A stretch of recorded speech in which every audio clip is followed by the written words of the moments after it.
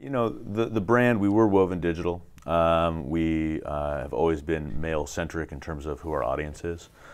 We saw a need to make our consumer brand the same as our B2B brand, and so UPROXX was the flagship brand, and we made that transition this past year, so it became UPROXX as an entity.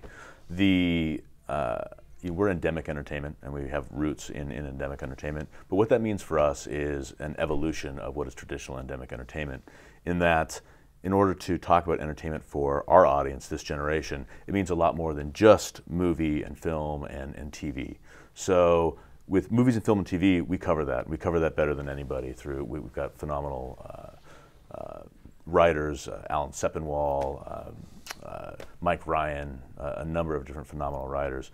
But this idea of what is entertainment today, and what does that mean for our audience is something that we ask a lot, and we continue to adjust to make sure that we're talking about entertainment as it is today, which really is the exploration of what our audience is making as much as it is what third parties are making.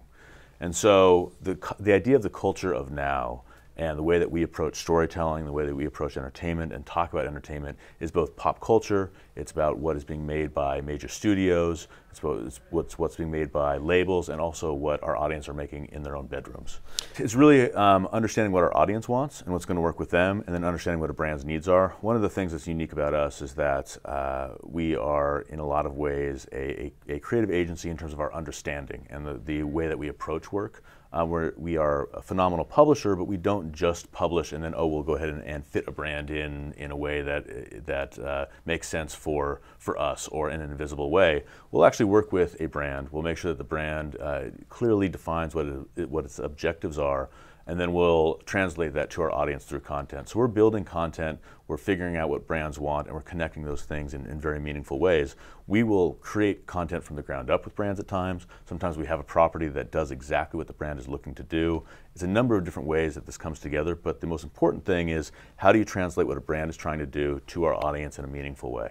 And it's authentic to our audience. And there are things that our audience want to see, it's information that our audience wants to consume, and that's the most important thing.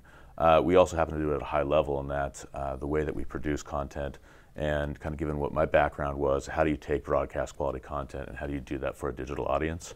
The idea that digital content should be shot by your cousin because he owns a camera is not how we approach content. We professionally produce all of our content.